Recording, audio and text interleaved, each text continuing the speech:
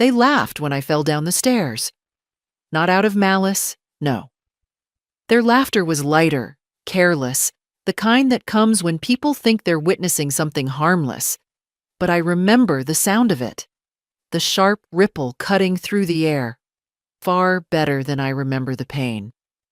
Strange, isn't it? How humiliation leaves a clearer imprint than bruises. At 69, you get used to many things.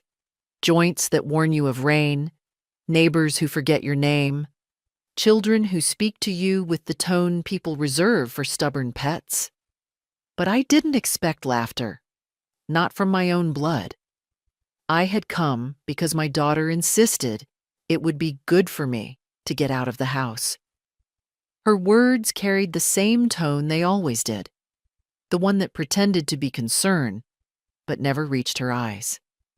Still, I walked those 5 steps up to the porch, holding the railing out of habit more than need. The wood felt solid under my hand, old, worn, familiar. I'd climbed those stairs countless times. I trusted them. It happened between one breath and the next. A cracking sound, small but sharp. The railing gave way under my weight, and the world tilted. There was no time to catch myself. My body met the steps with a dull, heavy rhythm, shoulder, hip, elbow, then the cold slap of earth. For a moment, I lay there, stunned, staring at the underside of the porch as if it were the sky. "Mom, oh my God, did you see that?" My daughter's voice broke first, and then her husband's laughter followed like an echo behind her. Not cruel, not quite. Just detached. As if I were watching myself fall in some home video they'd play years later at a family dinner. I tried to push up on my palms, but my left arm trembled uselessly. Sharp pain ran up my wrist. Someone should have rushed to me then. Someone should have knelt beside me, touched my shoulder, spoken softly. But they stood where they were, amused, uncertain, whispering to each other like I couldn't hear them. "She just slipped," my son-in-law said. "She does that." As if my whole life had been one long, clumsy accident. I managed to sit up. The world swayed, but I kept my voice steady. Pride does that. It pulls you upright even when your bones protest. "I'm fine," I said, though I wasn't. The ground beneath me felt unsteady, as if parts of the world had loosened their grip. My daughter finally stepped forward, her smile tight, embarrassed. Not for me, but for the scene I was making. "Mom, you scared us," she said, but her tone betrayed annoyance more than worry. "You really need to watch where you're going." I didn't answer. I was staring at the railing. A long, clean split ran through the wood. Too clean, too fresh. I knew that porch like the back of my arthritic hand. That break hadn't been there yesterday. My daughter didn't notice my silence. She busied herself brushing imaginary dust from my sleeve, hurrying me inside, eager to restore the evening to whatever shape she'd planned. I let her fuss, because fighting would have taken more strength than I had at that moment. Inside, the lights were warm, the table set, the air thick with the smell of roasted chicken. It should have felt comforting. Instead, everything looked faintly unreal, as if I'd walked into a stranger's house wearing my own skin. Only later, when they were laughing again at some joke I didn't hear, did I step into the hallway alone. My wrist throbbed. My hip ached. But what unsettled me wasn't the pain. It was the memory of that sharp crack, the fresh split in the wood, and the feeling that something had been waiting for me the moment I put my hand on that railing. I stood there, breathing slowly, letting the truth take its shape. It wasn't an accident. And the way they laughed, so easily, so quickly, told me more than they ever intended to say. Morning arrived with the kind of silence that feels unfamiliar, as if the house itself were holding its breath.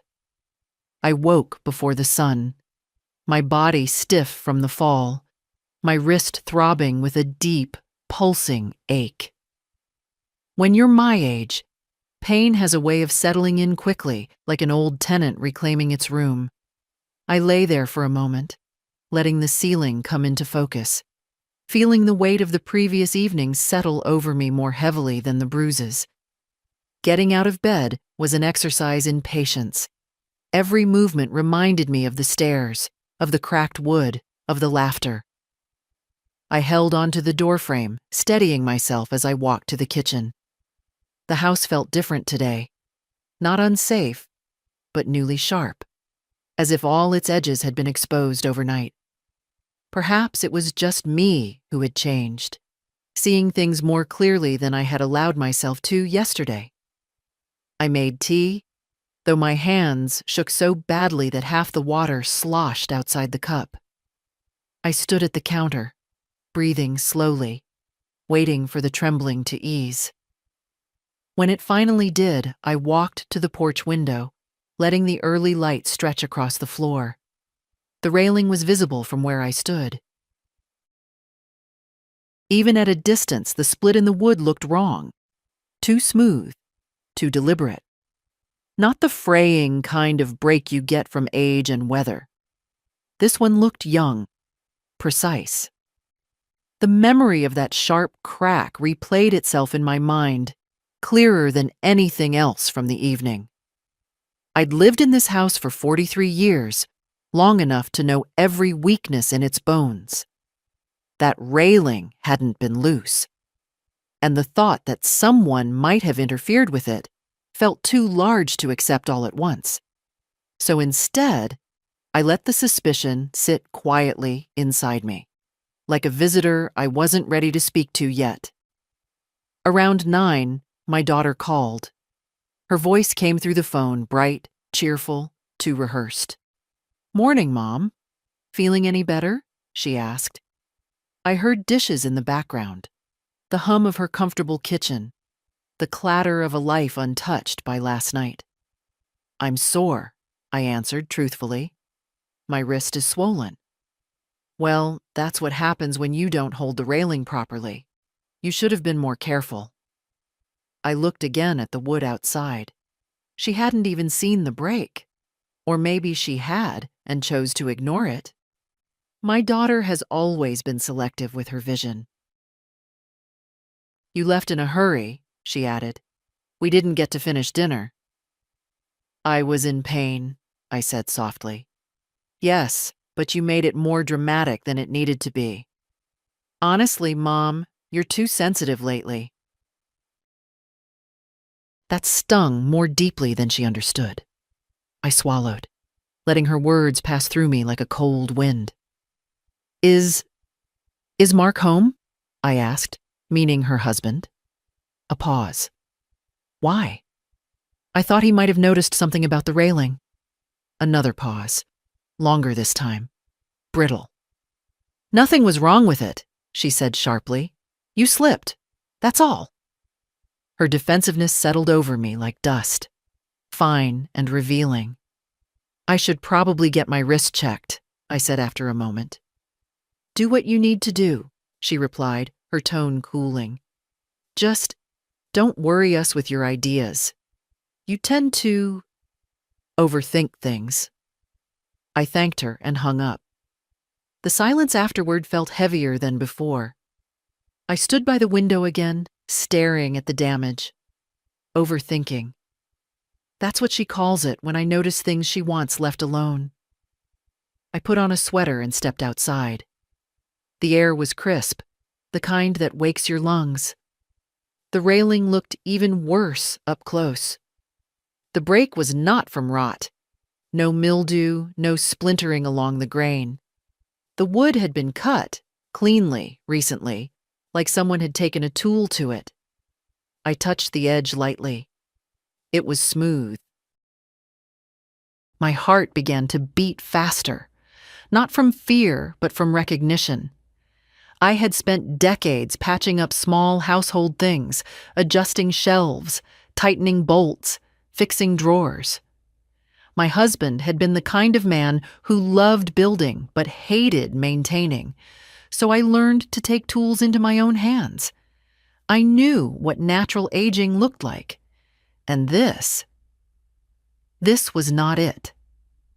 I walked back inside slowly, thinking of what might have been last night had I hit my head differently, had I landed wrong, had I been just a little older, a little frailer. The thought left a coldness beneath my ribs. Just before noon, I opened the drawer where I keep important papers. The envelope that held my property documents was there, but thinner than before. I sifted through the contents once, twice. 2 sheets were missing, not misplaced, gone.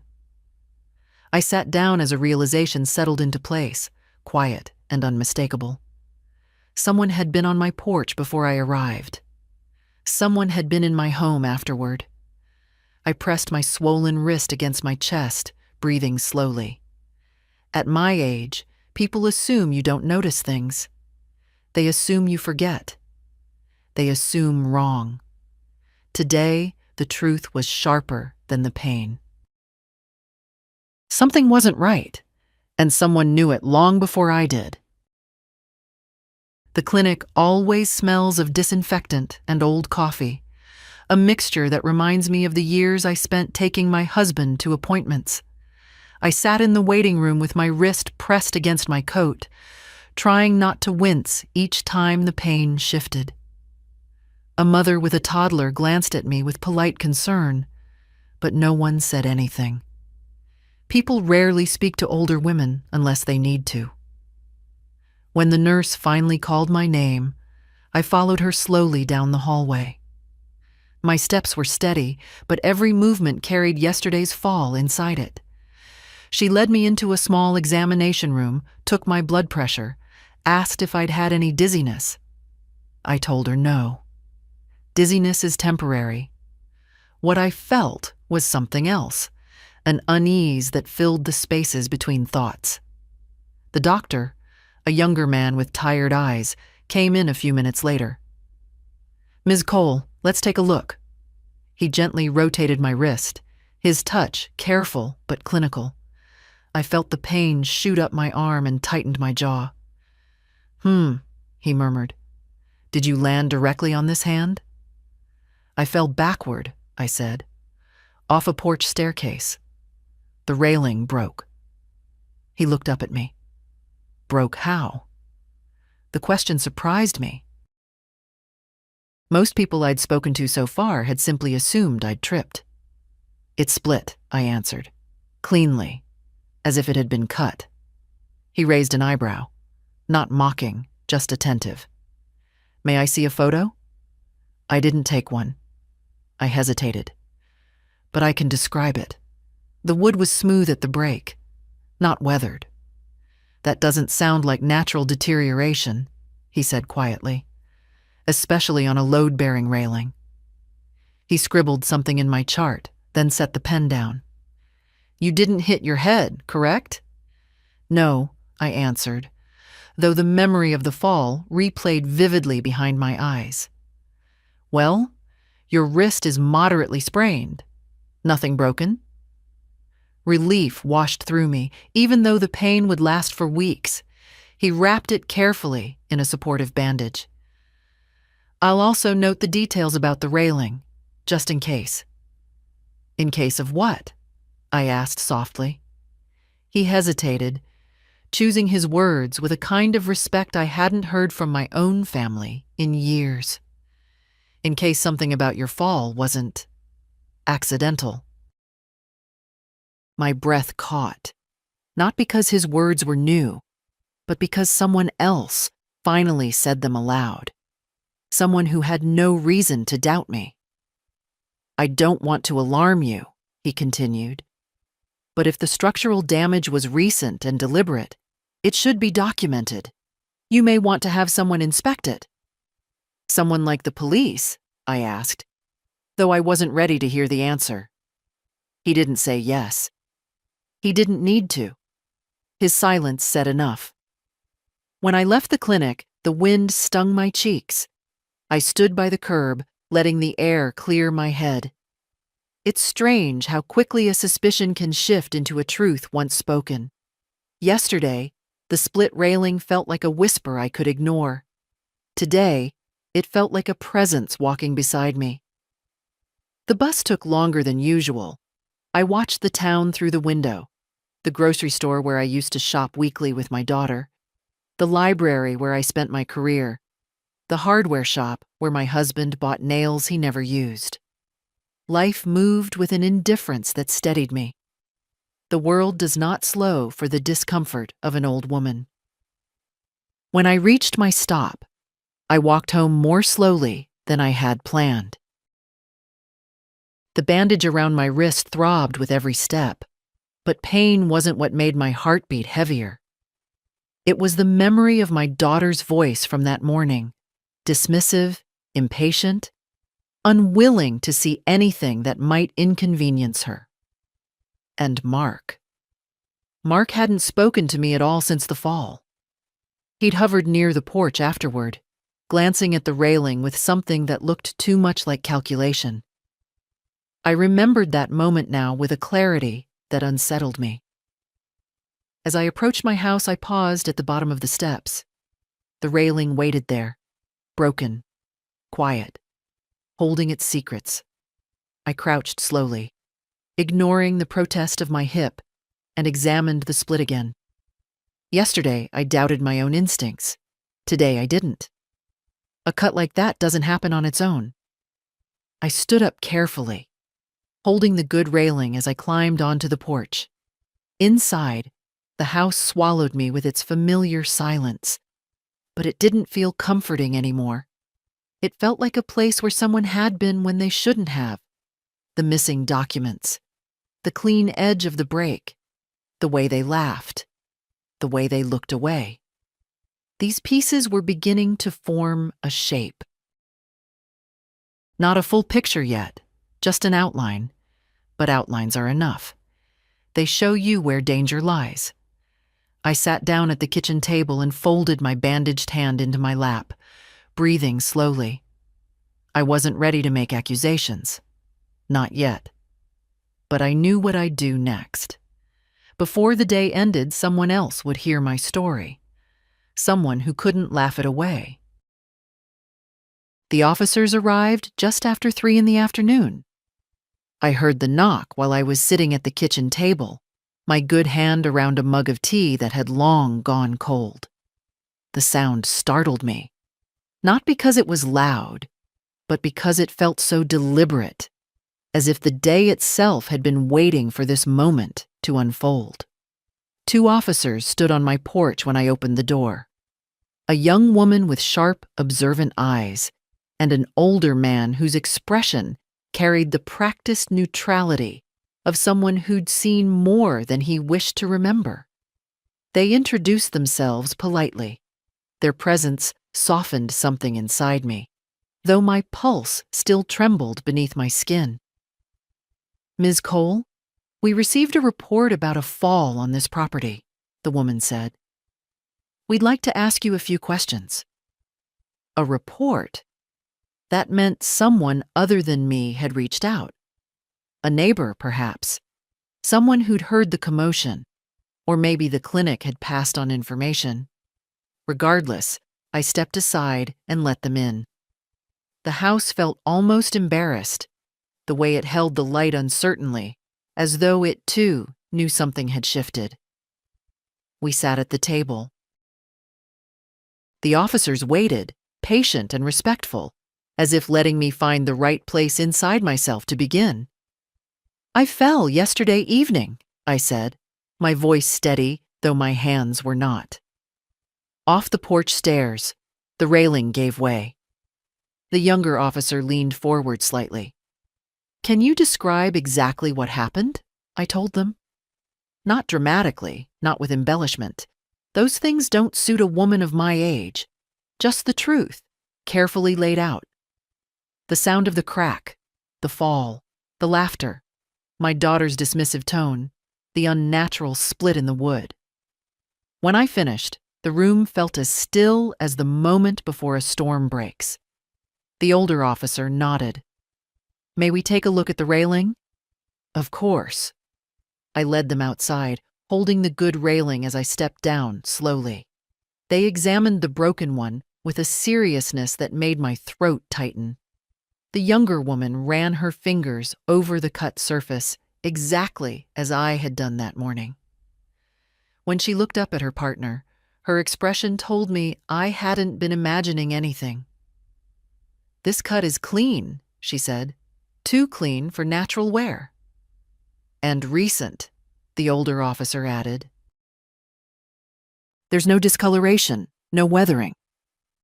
I felt a tremor travel through my body, not fear exactly, but recognition. A truth settling into its rightful place. "When was the last time you saw this intact?" he asked. "Yesterday morning," I answered. "I clean the porch every few days. I would have noticed." The woman nodded. "Have there been any signs of forced entry into your home? Missing items?" My heart tightened. "Some papers. From a folder I keep in my desk. Property documents. Nothing else appears disturbed." "What kind of documents?" she asked gently. "My deed, insurance papers, a few other things." Their eyes met again. Not dramatically, not in alarm, but with the quiet professionalism of people who recognize a pattern forming. "Ms. Cole," the older officer said, "is there anyone who might want access to these documents, or who might benefit from having them?" For a moment, the names inside my mind felt heavy, too heavy to speak aloud. There is a certain shame in admitting that harm might come from those closest to you. It goes against the instinct of motherhood, which is to protect at all costs, even when the cost is yourself. "My daughter and her husband were here yesterday," I said finally. "Before the fall. After too." The officers didn't rush me. The younger woman tilted her head slightly, encouraging but patient. "Do you believe they might have taken the papers?" "Believe." The word felt too strong. But suspect. Yes, I suspected. I suspected a great many things now. "I don't want to accuse anyone without reason," I said quietly. "But the timing is troubling." "We understand," the older officer said. "And you're not accusing anyone. You're providing information." He straightened and walked a few steps along the porch, taking photos, documenting everything with meticulous care. The younger officer remained beside me. "Miss Cole," she said gently, "falls like this, especially involving structural damage, are taken seriously. We'll file a report, and we may need to speak with your family." My chest tightened. Not with fear for myself, but with the memory of their laughter.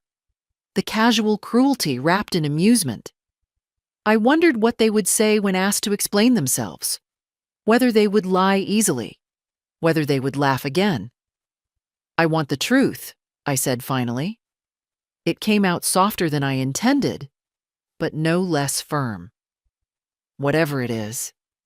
"You'll have it," she replied.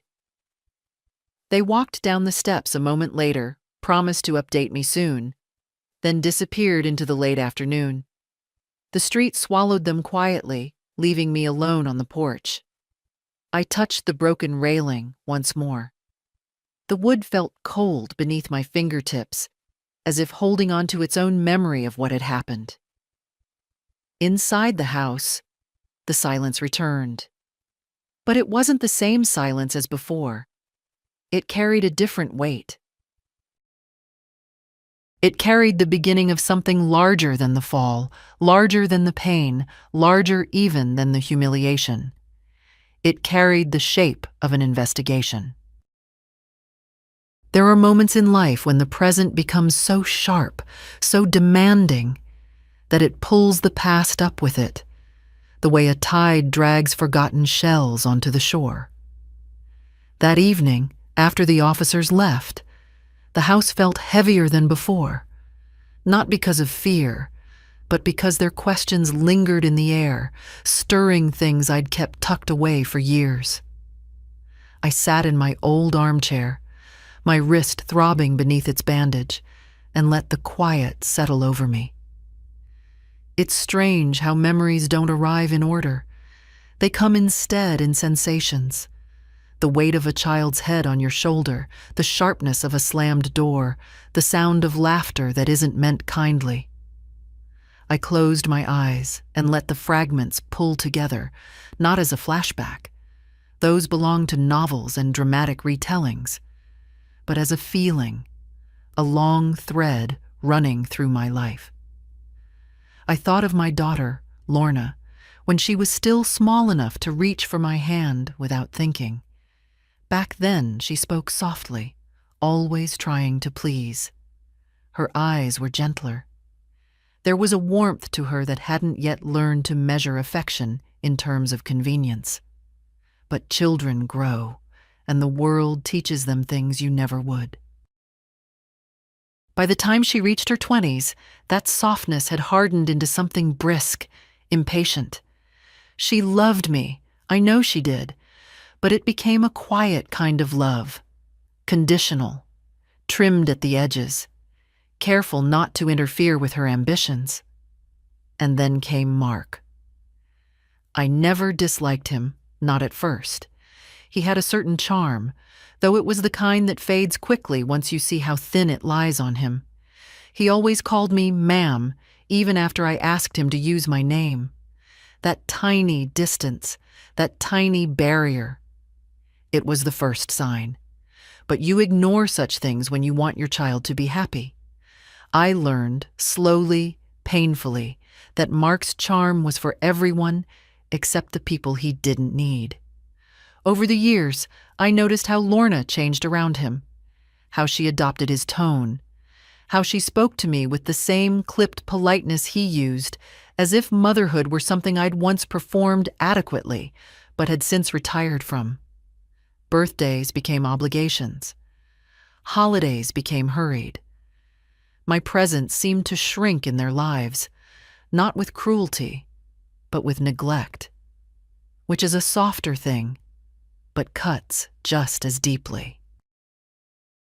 Some nights I would sit in this same chair, listening to the wind press against the windows, and wonder when I had become someone they guided rather than greeted, someone they corrected rather than listened to, someone they expected to understand without ever being understood in return.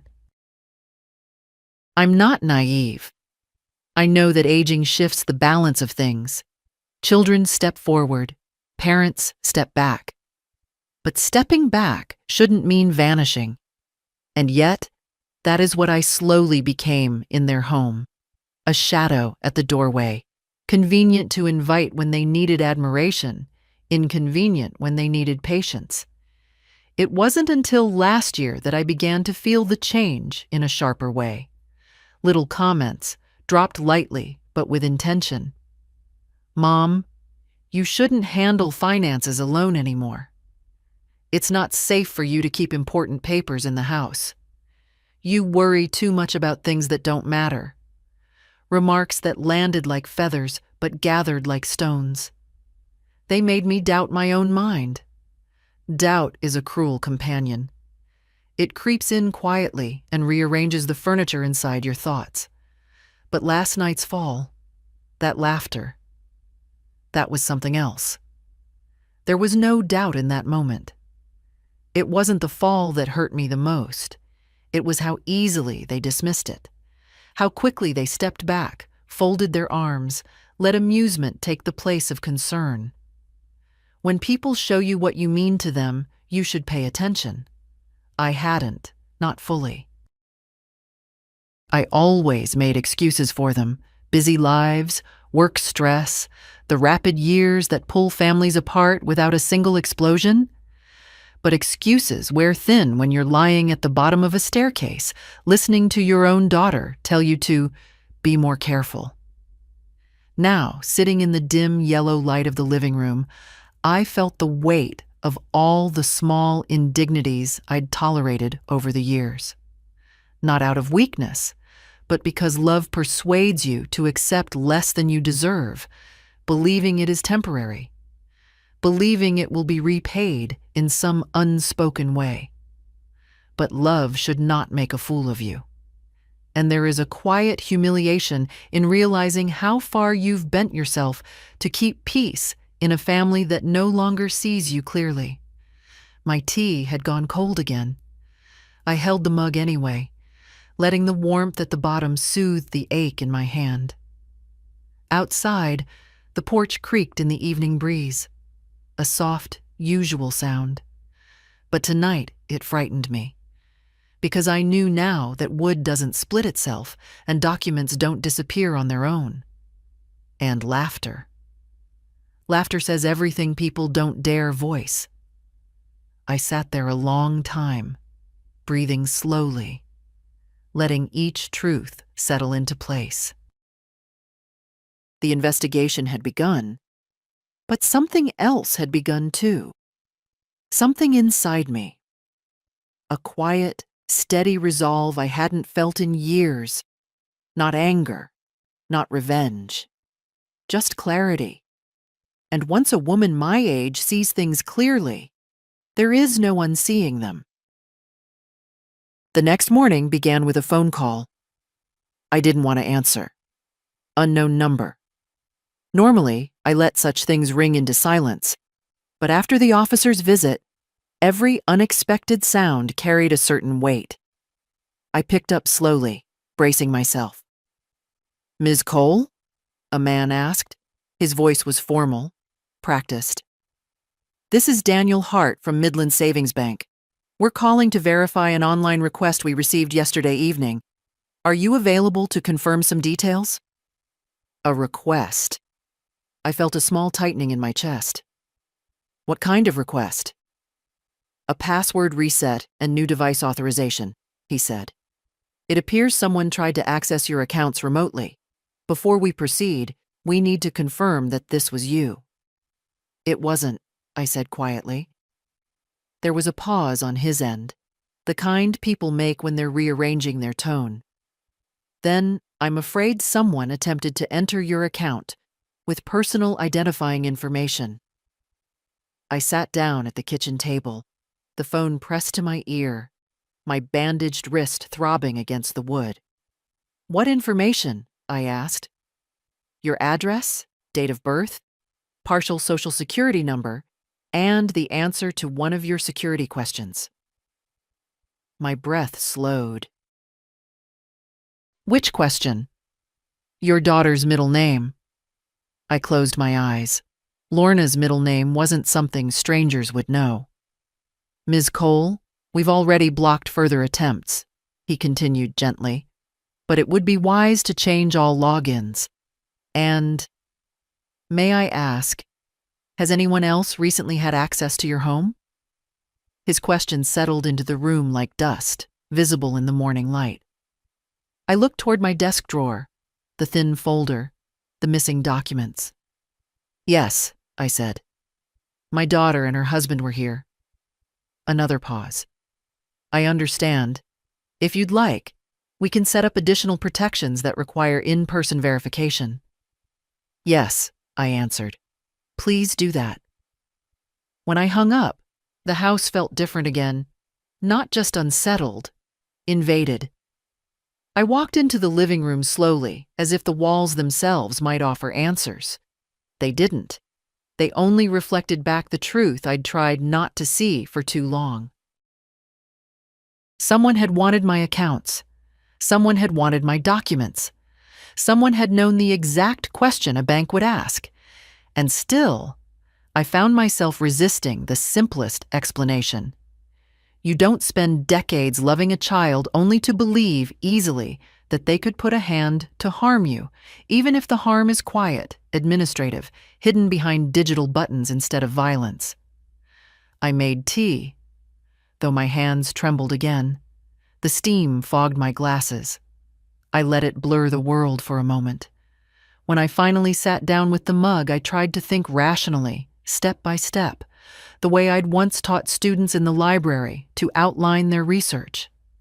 Someone was in my house. They opened my drawer. They removed specific papers. They tried to access my accounts, and the railing was cut. Each fact alone could be dismissed. Together, they formed something that felt like a cold hand pressing against my spine. Around noon, I called the officers who had visited yesterday. I told them about the bank call, the missing papers, the security question. They listened carefully. The woman, Officer Reyes, asked me to come to the station later in the week to give a formal statement about the financial aspect. That kind of activity, she said, often connects to attempts to claim property or redirect assets. We take it seriously. I thanked her, though the words felt thin.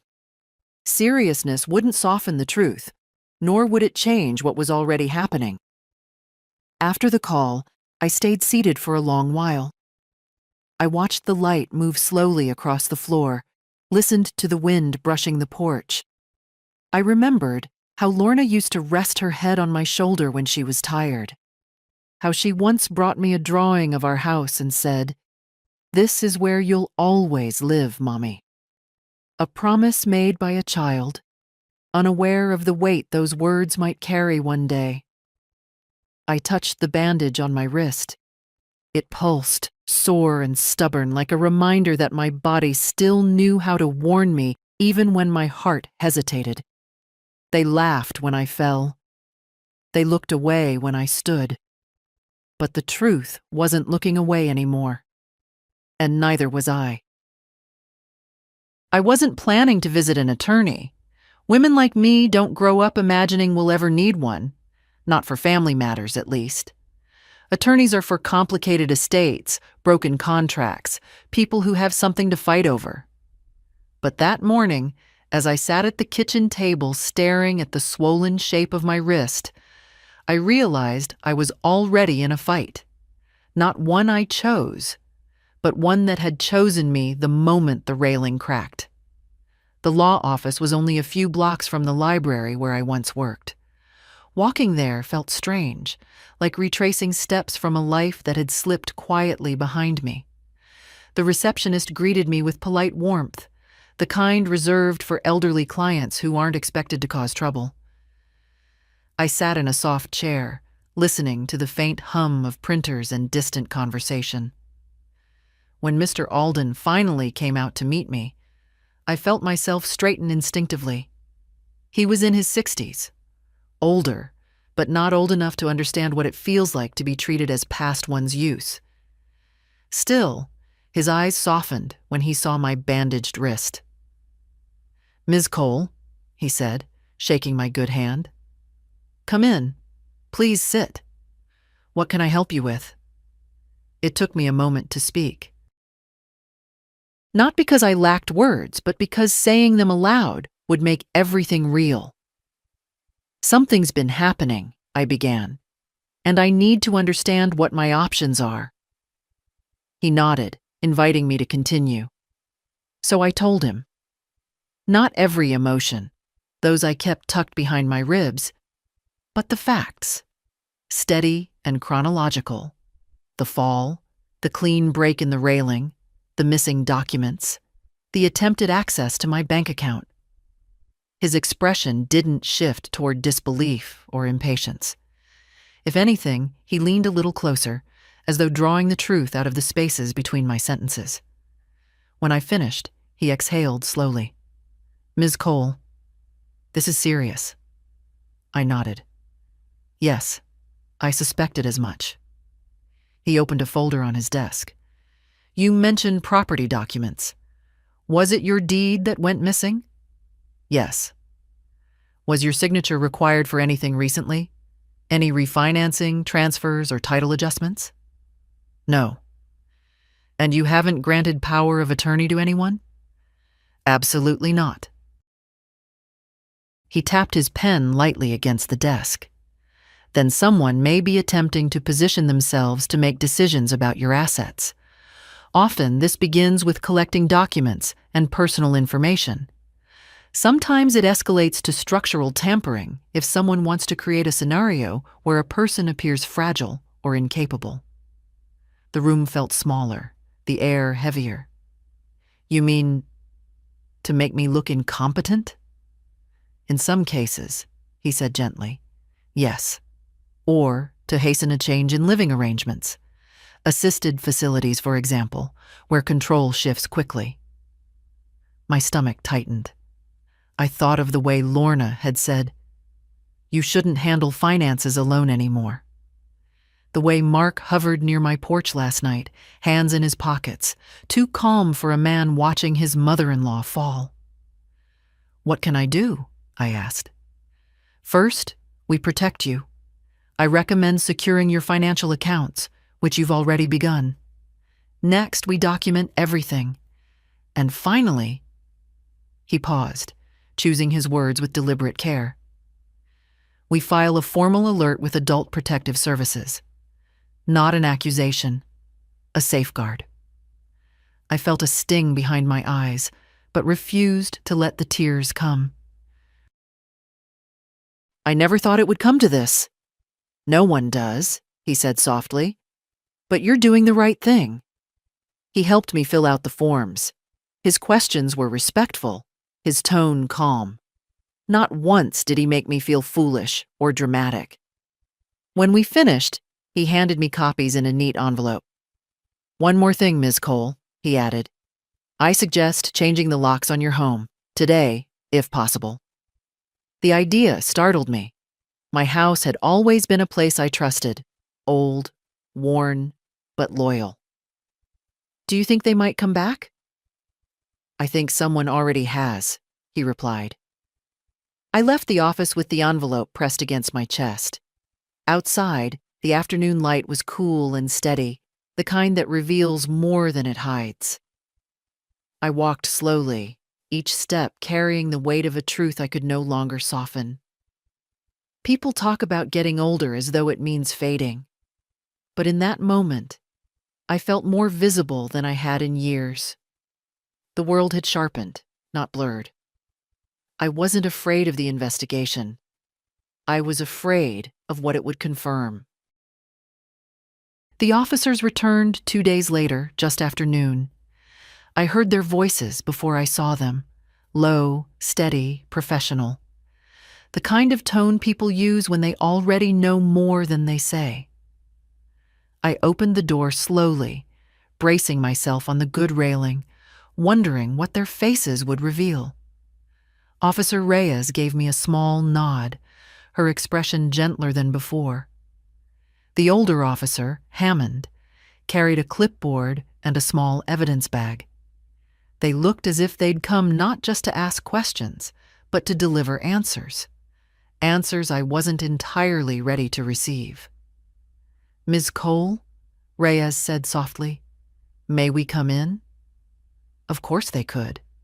The house felt different with them inside, as though its old rooms were exhaling after holding their breath too long.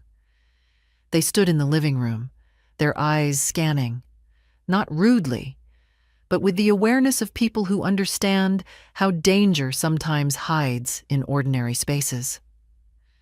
"We've completed our preliminary assessment of your porch," Hammond began. The cut in the railing was deliberate. Tool marks indicate it was made with a fine-tooth saw. A saw. My stomach tightened, though the truth was no surprise. My eyes drifted to the window, to the familiar outline of the porch where I had fallen. It looked so harmless under the afternoon light, as if pretending nothing had happened. "Do you know anyone," Reyes continued carefully, "who has access to your property and might use such a tool?" My voice felt small, but steady. "My son-in-law keeps his tools in his truck. He's done minor repairs here before." Reyes nodded slowly, not judging, simply gathering pieces. "We also reviewed the neighbor's security footage," she added. That caught my breath. "The neighbors have cameras?" "Only on their driveway, but it captures part of your street. Reyes paused. It recorded someone approaching your porch the afternoon before your fall. The room felt suddenly colder. Who? We're verifying the image, Hammond said, but it appears to be a male, adult, medium build. Mark. The thought came without hesitation, without softness. But I didn't say his name, not yet. I needed the truth to stand on its own legs, not lean on my suspicions. There's something else, Reyes said. Her voice grew quieter, gentler, like someone preparing to deliver bad news without wanting to bruise the listener. She handed me the evidence bag. Inside was a single sheet of paper, my property deed, the original. I stared at it as if it were a ghost. Part of me wanted to believe it had been found somewhere benign, misplaced by mistake. But my drawer had been opened, and the bank had been contacted. My daughter's voice echoed in my mind. You really shouldn't handle finances alone anymore, as if she were practicing a line meant to sound caring while serving another purpose entirely. Where did you find it? I asked. In the trash bin behind your daughter's house, Hammond said.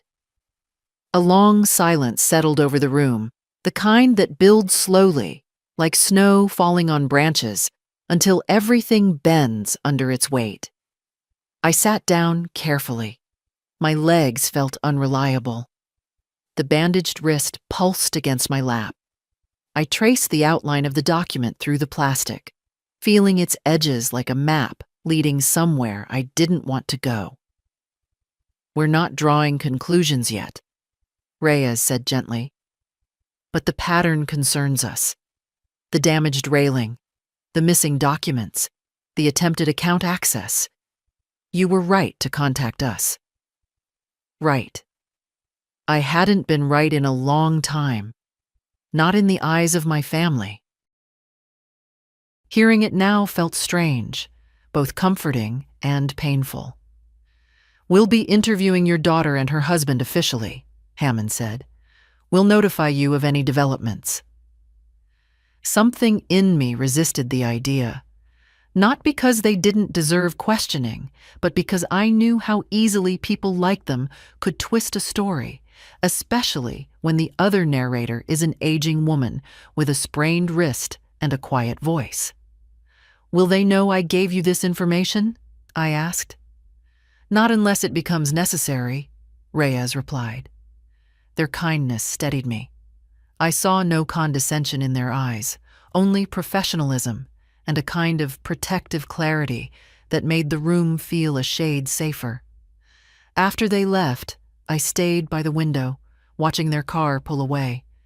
The house felt impossibly still. A faint breeze lifted the curtains, carrying with it the faint smell of the outdoors. Grass, old wood, the winter air creeping in. I thought of Lorna as a child, placing her small hand in mine without hesitation. Of the drawings she once taped to the refrigerator. Of the softness she used to carry before life, or marriage, or something unnamed reshaped her into someone harder. I pressed my hand against the window pane. The glass was cool. The truth wasn't circling around me anymore. It was walking straight toward me, step by step, unhurried and undeniable. And I, for the first time in years, wasn't stepping aside for it. I hadn't meant to call my granddaughter. Truly, I hadn't. There's a kind of pride that settles into your bones with age, a reluctance to burden the young with troubles you believe should remain yours alone. But that evening, as the light dimmed across the living room and the house pressed its silence against me, I found myself dialing her number without thinking. Amelia answered on the second ring. Grandma? Everything okay? Her voice was warm, young, unguarded in the way her mother's voice hadn't been for years. I'm all right, I said, though the words felt fragile. Wanted to hear your voice. There was a pause, soft and thoughtful. Mom said you had a little accident. Are you really okay? Just sore, I replied. More bruised pride than anything else. She laughed gently, but the sound faded quickly. You don't sound like yourself. It's remarkable how children can hear what adults train themselves to ignore. There's been some trouble, I admitted, but I don't want to drag you into it. You don't have to drag me, she said quietly. I'm here. So I told her. Not everything, not the full weight of it, but enough. The fall, the cut railing, the missing documents. The bank call. Her silence grew heavier with each detail. Grandma, she finally whispered, I've noticed things. For a long time. The way Mom talks to you. The way Mark decides things for her. About you. Your house, your money. I didn't want to think it meant anything. You're young, I said softly. You're supposed to think the best of people. Maybe, she replied, but I don't think the best of Mark. I never have. Her words settled over me like a blanket. Warm, painful, comforting. I had spent years trying to excuse things I didn't want to name. But children have a way of naming truths adults only circle around. Did they ever say anything to you? I asked. About me? Another long pause. Not directly, she said.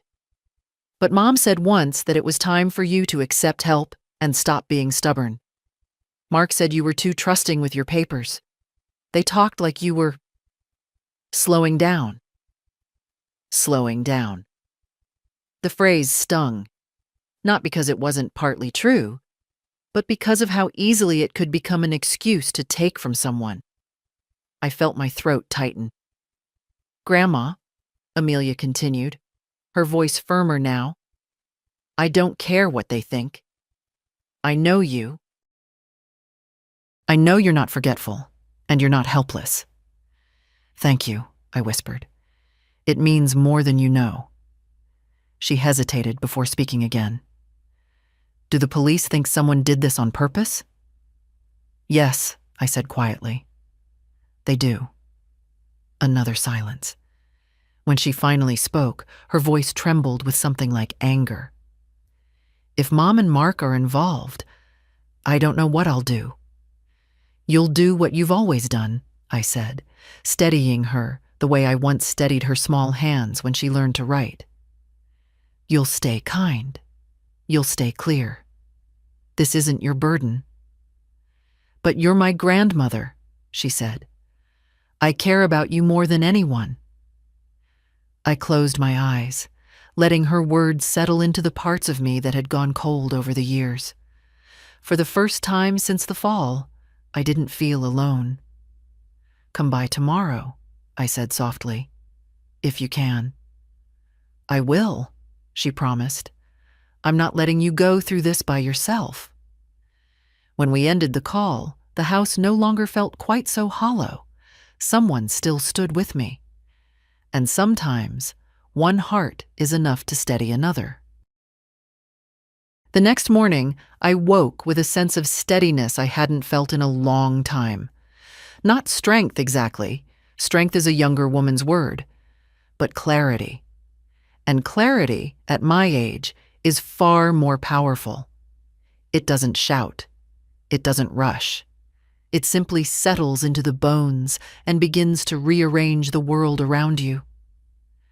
I sat at the kitchen table with my tea, watching the steam curl into the sunlight. All the small humiliations of the last years drifted through my mind. The comments about my memory. The pressure to let go of my home. The little sighs of impatience when I didn't agree quickly enough. I had accepted those things the way one accepts a drafty window or a creaking floorboard. Annoyances that become part of the house if you let them. But the fall had changed something. It wasn't just the pain or the laughter. It was the realization that I had spent years adjusting myself to keep the peace, without ever asking whether peace was serving me at all. So I took out a pad of paper and began making a list. I wrote slowly, deliberately, each decision feeling like a knot I was finally untying. First, the monthly transfers to Lorna. They had started small, $20 here, $50 there, little gifts meant to ease her burdens when she was struggling. Somehow, they had become expected, then required. I logged into my account and canceled them. The bank's confirmation message felt strangely comforting, like closing a door that had been left open too long. Second, the emergency credit card I'd given her years ago for unexpected situations. I called the company and removed her access. The representative asked if I wanted to add someone else. I told him no.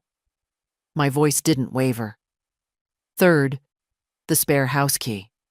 The one she and Mark had used whenever they pleased, dropping by when I wasn't home, letting themselves in with the ease of people who assumed my space belonged partly to them. I stood at the front door, key in hand, feeling the weight of all the times I had pretended not to notice their footprints in my routines. I placed the key in a drawer and scheduled a locksmith for the afternoon. Fourth, my will. It had been untouched for years, written back when my family felt intact. I looked at the envelope tucked into my bookshelf and felt a strange calm settle over me. A will isn't punishment. It's a reflection. And reflections can change when the light shifts. Mr. Alden would help me revise it. I would make sure my choices were thoughtful, not emotional. But they would be mine. As I moved through the house, a quiet resolve followed me from room to room. I wasn't angry. Anger is hot and impulsive. It cools too quickly. What I felt now was something steadier, like the slow tightening of a thread pulled back into place. Around noon, Amelia arrived. She didn't knock loudly, just a gentle tap, as if asking the house for permission. When I opened the door, she looked at me with a softness that nearly undid me. "You look different," she said. "Sharper." "Do I?" I smiled. "Maybe I'm just finally awake." We sat together in the living room, the sunlight stretching across her knees. I told her, calmly and plainly, about the steps I'd taken that morning. She listened without interrupting, her eyes growing brighter, not with sadness, but with something like pride. "Good," she said when I finished. "You're protecting yourself." "I should have done it sooner," I murmured. "Maybe," she replied, "but you're doing it now." Her certainty steadied me more than anything had in weeks. Before she left, she squeezed my hand gently, my uninjured one. "Whatever happens next, you're not alone." I watched her walk down the path, her figure small against the afternoon light. For the first time in years, the house felt like it belonged wholly to me again. Not because anything had changed within its walls, but because something had changed within me. And once a woman stops being convenient, she becomes something far more powerful, herself.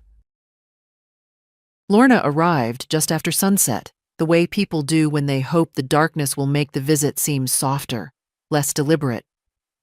I saw her through the window before she knocked, pacing once, smoothing her hair, squaring her shoulders. Preparing, not for an apology. No, my daughter has never rehearsed apologies. She rehearses control. I opened the door before she could summon the courage to knock. She stepped inside quickly, as if afraid I might change my mind about letting her in. "Mom," she said, her voice tight, "we need to talk." I nodded and led her to the living room. She didn't sit until I did. A small detail, but telling. Her eyes swept the room, pausing on the new lockbox on the table where I'd placed some documents earlier. I saw the flicker in her expression, faint, wary, before she smoothed it over. "I heard you went to a lawyer," she began, her tone light but forced. "And that you've been making changes." "I have," I said. A beat. Then she inhaled sharply through her nose. "Mom, don't you think that's a little dramatic? You could have talked to me first." "I've tried talking for years," I replied. My voice wasn't raised, yet it seemed to fill the room in a way hers didn't. She crossed her arms, a defensive gesture she learned from Mark. "You canceled the transfers, the card. You changed the locks. Do you know how that looks?" "Yes," I said. "It looks like I'm protecting myself." Her mouth tightened. "From your own family?" I looked at her for a long moment, really looked. The stiffness in her jaw, the impatience in her eyes, the way she leaned forward, not out of concern, but calculation, like someone preparing a negotiation they assumed they would win. "Lorna," I said quietly, "someone cut my railing." Her face went still, too still. "And someone entered my home without my knowledge. Someone took my deed. Someone tried to access my bank account." She didn't deny it. She didn't even gasp. She simply blinked slowly, as if buying time for her thoughts to rearrange themselves. "Mom," she finally said, "you're confused. You've been under stress. Accidents happen, documents get misplaced, and banks make mistakes all the time." It was the gentlest gaslighting she had ever attempted, coded in a daughter's concern, shaped to resemble love. But there was something brittle beneath it, something fearful. "I'm not confused," I replied. "And the police aren't confused either." That pierced her composure. I saw it. The sudden flicker of alarm, quickly pressed down. "You talked to them?" she asked, too quickly. "They came to me," I said. "They found the deed in your trash." She looked away, her throat tightening. "Mark takes out the trash," she said, as if that clarified anything. "And he has all kinds of papers in there. You know how he is." "Yes," I said softly. "I do." Her mask slipped, just enough for something sharper to show beneath. "You shouldn't be involving outsiders," she said. "It's family business. It doesn't need to become bigger." "Bigger?" I repeated. "Like an investigation?" Her silence answered for her. For the first time in years, I didn't shrink inside myself. I didn't rush to soften things or soothe her discomfort. I simply sat still, letting the truth stand between us.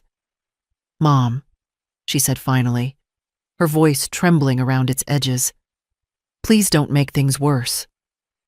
I folded my hands, one bandaged, one steady, and looked at my daughter with a calm she couldn't touch. "I'm not making things worse," I said. "I'm just not letting things continue." She stared at me, realizing slowly that the version of me she had grown accustomed to, compliant, apologetic, eager to smooth over her sharp edges, was no longer sitting in front of her. The house felt different around us. Wider, stronger. My house. My life. And she seemed suddenly small within it. 3 days passed before the police called again. I had expected the ring, yet when it came, it still startled me. There is something about an official call that tightens the air around you, even when you think you are prepared. Officer Reyes asked if she and Hammond could stop by. Her tone held no urgency, but also no softness. It was the voice of someone carrying facts. When they arrived, I invited them into the kitchen. The afternoon light made long rectangles on the floor, and the kettle whistled gently behind me.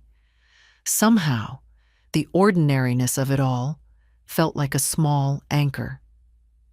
"Ms. Cole," Hammond began. "We've completed our interviews with your daughter and her husband." He paused, giving me a chance to brace myself. Their accounts raised some concerns. Reyes opened a folder.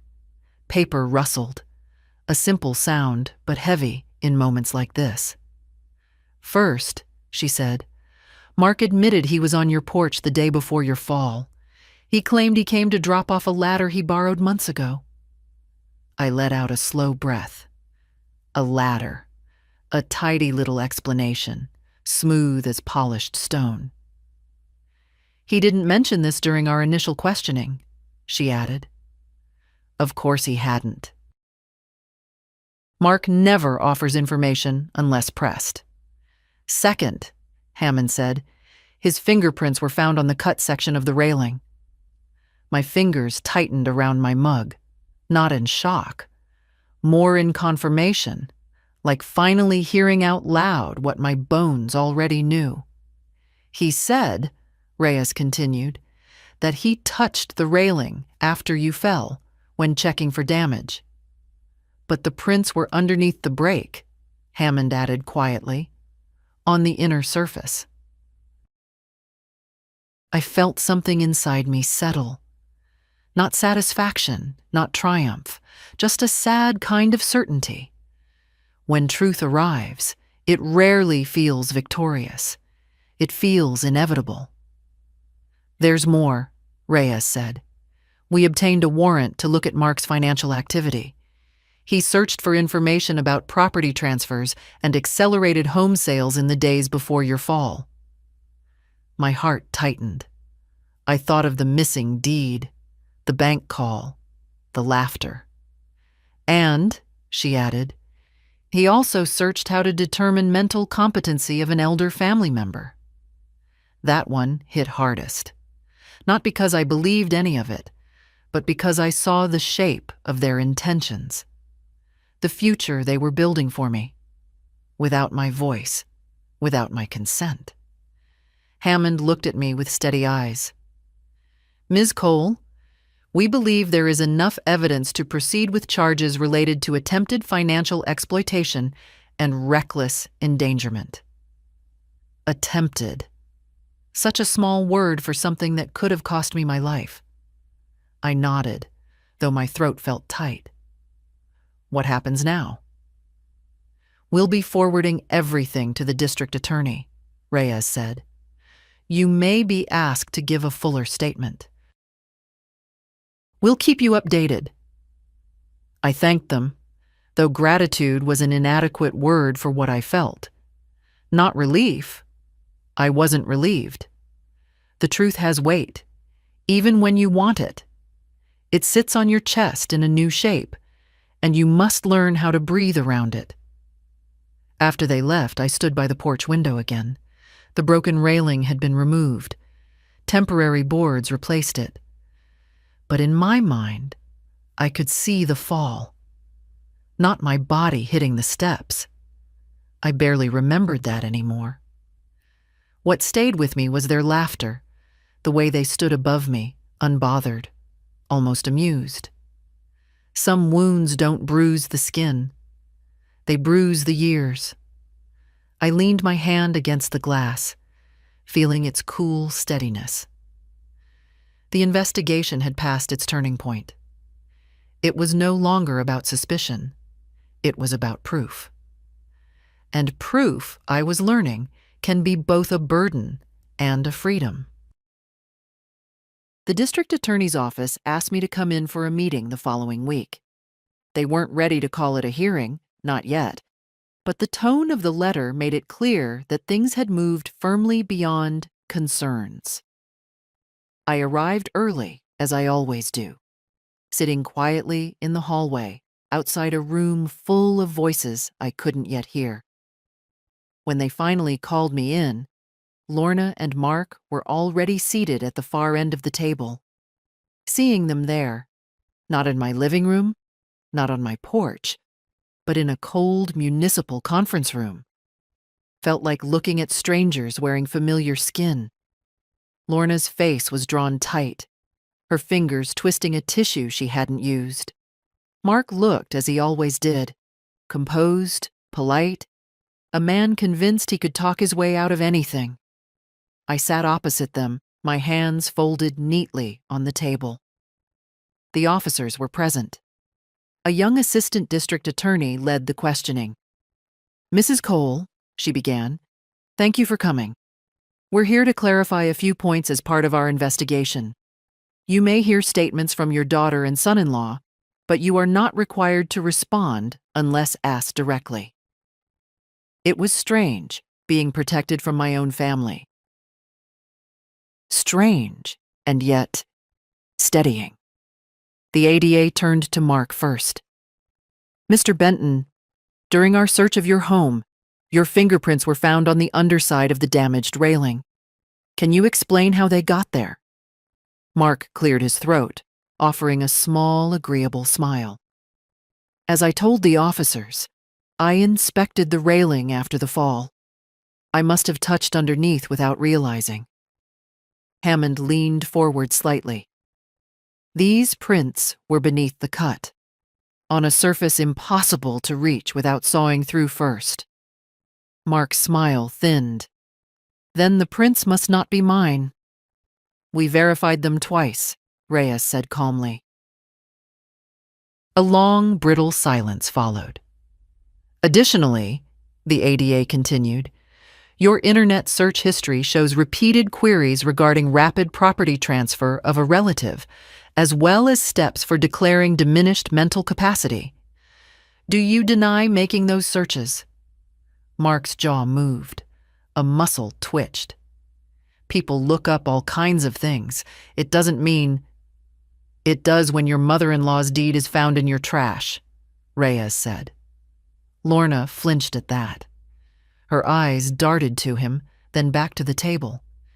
It was the first time she looked uncertain in a way that reached her bones.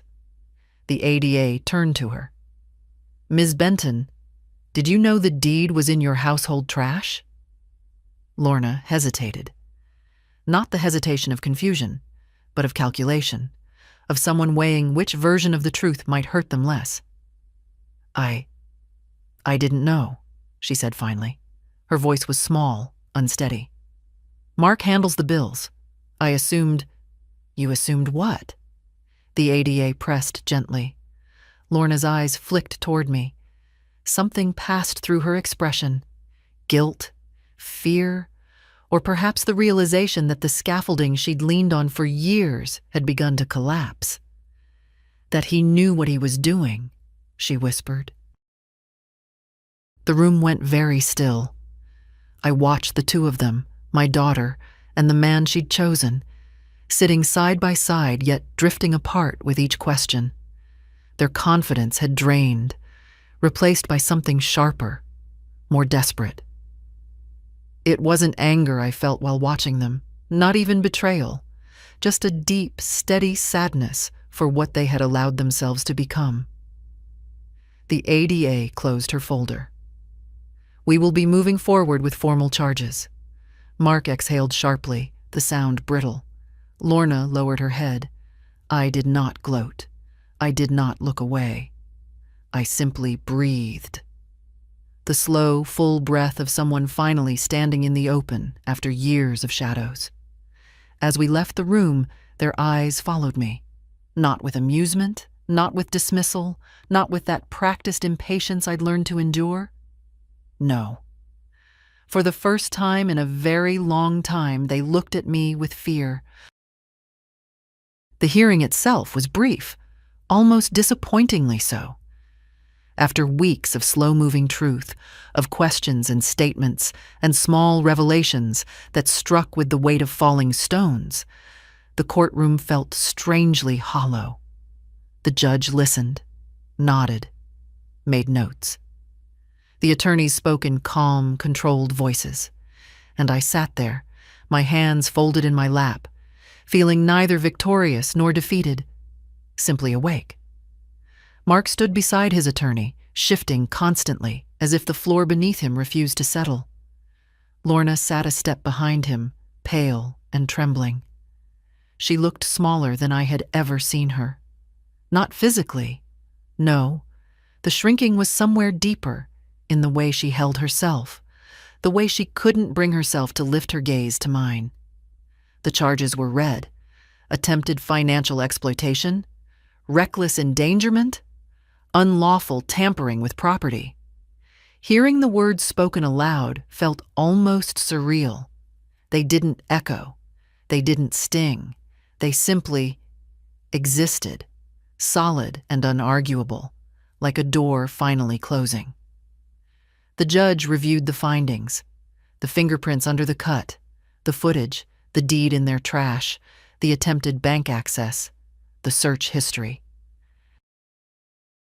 With each item, Mark's face tightened, the confident sheen wearing thin until he looked more like a man caught in the center of his own undoing. Then came the moment I hadn't anticipated. "Mrs. Cole," the judge said, "do you wish to speak before I issue the protective order?" I stood slowly. My bones felt steady beneath me. "Yes, Your Honor." The room quieted. Even Mark stilled. "I am not here for revenge," I said. My voice didn't waver. "And I am not here to punish my daughter or her husband. I am here because I fell down a set of stairs that should have never broken. I am here because someone cut them. I am here because documents went missing from my home, and because I was laughed at when I needed help." My gaze drifted, not accusing, simply remembering. I have lived my life quietly. I never asked for much. But dignity, I added softly, should not be something a woman my age has to defend. A faint tremble passed across Lorna's face. She looked down, her hands knotted together. I saw her inhale sharply, as if bracing for words she could not control. "I do not hate my daughter," I continued, "but I will not excuse what she allowed. I will not excuse what her husband did." Silence settled around us, heavy, respectful. When I sat, the judge nodded once, in a way that felt almost like acknowledgement rather than routine procedure. He granted the protective order. Mark was forbidden from approaching me or my home. Further charges would proceed in their own time. Lorna was not charged, but she was formally instructed to cease all involvement in my affairs, unless invited in writing. The gavel struck once, a sound that ended more than the hearing. As people began to stand, Lorna approached me, hesitant, as if stepping onto unfamiliar ground. "Mom," she whispered, "please, we can fix this." I looked at her, really looked. At the woman she'd become, at the remnants of who she once was, at the distance between the two. "It's not something that broke overnight," I said quietly, "and it won't mend with one apology." Her eyes filled, but I didn't reach for her. Compassion and boundaries can coexist. I was learning that now. Mark didn't speak to me. He didn't look at me. He walked past with the stiff, clipped movements of a man who believed shame was beneath him, yet he carried it anyway. Outside the courthouse, the air was cool and clean. I breathed it in slowly. It settled into me the way courage sometimes does, quietly, without ceremony. Nothing had ended. Not really. But something had shifted. For the first time in a long, long while, my life was back in my own hands. The house felt different when I returned from the courthouse, though nothing inside had changed. The same old rug waited by the door. The same bookshelf bowed slightly under the weight of decades. The same kettle sat on the stove where I'd left it that morning. Yet the air felt clearer, as if the house had been holding its breath for years and finally released it. I hung my coat on the hook and stood there a moment, listening. There is a kind of silence that feels empty, and there is a kind that feels earned. This one felt like the latter. I brewed tea slowly, the old familiar motion settling into my bones. My wrist still ached where the sprain lingered, but the ache no longer felt like a reminder of the fall. It felt like a reminder that I had stood up afterward, even when those who should have helped me laughed instead. I carried my tea to the porch. The temporary railing looked plain but sturdy. The breeze touched my face gently, as though greeting me. For the first time since the fall, I sat outside without feeling watched, without feeling unsafe. I thought of Lorna, of the way her shoulders collapsed in the courtroom, the way her eyes avoided mine. A part of me, some old maternal instinct, wanted to reach for her, to soften what had hardened between us. But love cannot mend what truth has shattered, not immediately, and not without willingness on both sides. And she was not ready. Perhaps she never would be. But I no longer felt responsible for the path she had chosen. A mother can guide a child, but she cannot walk their life for them. Not at 5 years old, not at 48. I looked down the street, where Amelia often parked her small car when she visited. She had texted earlier, asking if I wanted company that evening. I told her no. I needed a few hours with myself. She understood. She has a way of listening that doesn't require words. The sun drifted lower, touching the tops of the houses in a soft amber glow. The world outside continued its steady rhythm, a dog barking 2 yards away, a car door slamming, the faint sound of laughter from a house that was not mine. Life went on, and I was still here to meet it. I used to think aging meant shrinking, into smaller rooms, smaller expectations, smaller versions of ourselves. But I've learned something else these past weeks. Age can also be an expansion, a widening of clarity, a refusal to be nudged aside simply because others find your dignity inconvenient. I touched the new railing lightly. It was smooth beneath my fingers. My porch would be repaired soon. My accounts were secured. My will was being rewritten carefully, thoughtfully. My days felt more my own than they had in years. Mark would face what he had earned. Lorna, she would have to live with what she allowed. And I, in my quiet corner of the world, had reclaimed the simple truth that had slipped from me over time. A woman does not disappear just because others stop seeing her. I finished my tea as the sun dipped fully behind the trees. The evening settled in, soft and open. Tomorrow I would bake bread. The next day I might volunteer at the library again. Small things, ordinary things, but done freely, on my terms. Freedom at 69 doesn't look like it does at 20. It looks calmer, firmer, a hand that no longer trembles when it reaches for its own life. And if anyone ever laughs at me again, it will not be because I let them. If you've read this far, take a moment for yourself. Honor your dignity, protect your boundaries, and never let anyone decide your worth for you.